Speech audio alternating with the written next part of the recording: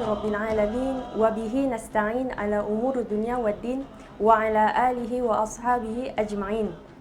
Alhamdulillah, kita direzekikan lagi untuk bertemu dengan Ramadan tahun tu.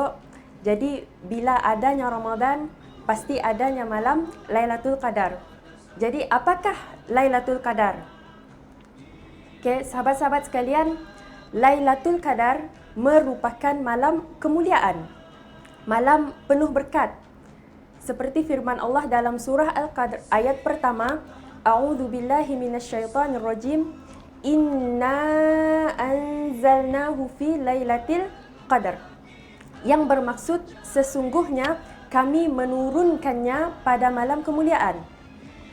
Dan Allah menjelaskan dalam surah lain iaitu surah Ad-Dukhan ayat ketiga, A'udzu billahi minasyaitonir rajim. Inna anzalnahu fi lailatin mubarakah. Yang bermaksud sesungguhnya kami menurunkannya pada malam keberkatan. Jadi dua ayat Quran tu membuktikan di mana Lailatul Qadar digelar sebagai malam kemuliaan, digelar sebagai malam keberkatan. Jadi kena Lailatul Qadar disebut sebagai malam kemuliaan, digelar sebagai malam keberkatan. Sebabnya Allah menjelaskan dalam surah Al-Qadr ayat ketiga, A'udzu billahi minasyaitonir rajim. Lailatul Qadri khairum min alfi syahr. Yang bermaksud malam kemuliaan itu lebih baik dari 1000 bulan. Sebab apa? Malam kemuliaan tu Lailatul Qadar hanya berlaku, hanya terdapat pada bulan Ramadan. Lailatul Qadar sekan ada pada bulan-bulan yang lain, hanya pada bulan Ramadan sahaja. Seterusnya, yang mula Lailatul Qadar tu adalah malam keberkatan kerana turunnya Al-Quran pada malamnya. Seterusnya, Lailatul Qadar tu juga berlaku pada 10 hari terakhir Ramadan. Seperti sabda Rasulullah SAW, carilah Lailatul Qadar pada 10 hari terakhir Ramadan, pada malam ganjil. Di siap Rasulullah beri clue dengan kita yang mana Lailatul Qadar boleh kita dapati pada 10 hari terakhir Ramadan pada malam ganjil. Jadi ada beberapa riwayat yang mengatakan Lailatul Qadar tu berlaku pada 17 Ramadan. Ada juga yang madah berlaku pada 23 Ramadan. Ada juga yang madah 27 Ramadan.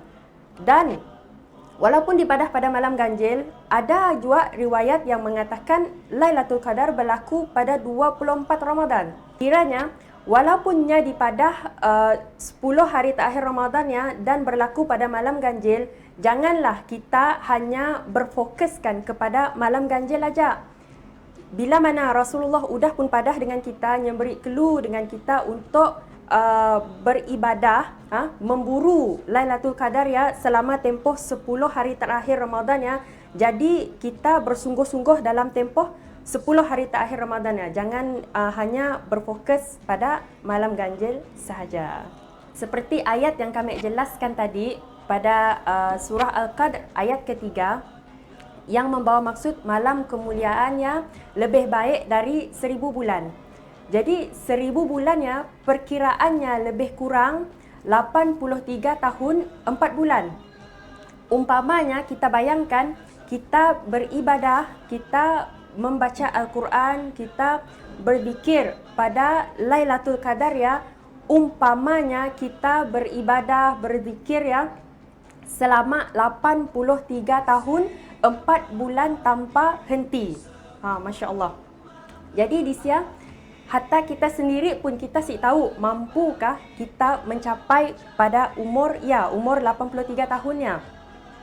Sedangkan nikmat yang Allah berikan kepada kita supaya kita boleh top upkan kita pun poin pahala kita itu untuk satu malam aja. Ia pun nikmatnya pada Lailatul Qadar melebihi daripada 83 tahun 4 bulan itu. Subhanallah. Antara kelebihan lain Lailatul Qadar adalah turunnya para malaikat dengan izin Allah Subhanahu wa taala ke bumi. Dalam surah Al-Qadr ayat keempat, a'udzu billahi minasyaitonir rajim, tanazzalul malaikatu warruhu fiha biidzni rabbihim.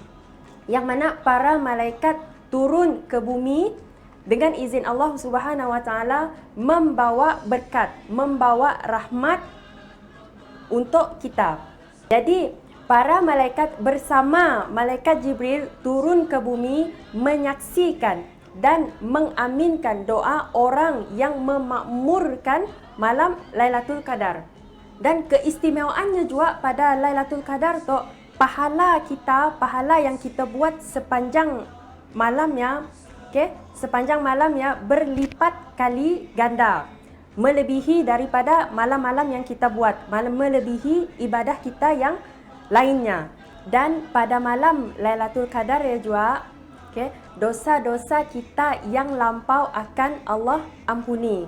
Rasulullah sallallahu alaihi wasallam bersabda, barang siapa yang menghidupkan, yang mendirikan malam Lailatul Qadar dengan penuh keikhlasan, dengan penuh keimanan, akan Allah ampunkan dosa-dosanya yang lalu. Seterusnya, Lailatul Qadar ya juga adalah malam kesejahteraan, adalah malam kedamaian. Dalam surah Al-Qadr ayat ke-5, a'udzubillahi minasyaitonirrajim, salamun hiya hatta matla'il fajr, yang bermaksud sejahteralah malam itu, yakni Lailatul Qadar, sehingga terbit fajar. Diriwayatkan pada malam Lailatul Qadar ya, suasana pada malam Lailatul Qadar ya sangatlah nyaman, sangatlah damai. Orang-orang yang mendapati malam Lailatul Qadar ya akan merasa tenangnya malamnya sehingga ke jiwanya. Dan pada malamnya bulan bersinar sangat cerah, langitnya yang begitu terang, dan dikatakan suasana nyaman yang dirasai akan berlarutan sehinggalah terbit fajar. Jadi tuan-tuan dan sahabat-sahabat yang saya kasihi sekalian, besarnya nikmat Lailatul Qadar yang Allah kurniakan untuk kita sebenarnya. Jadi kita sebagai hamba, sebagai manusia, rebutlah peluang yang ada, yang udah Allah beri kepada kita. Berusahalah untuk mencari Lailatul Qadar ya.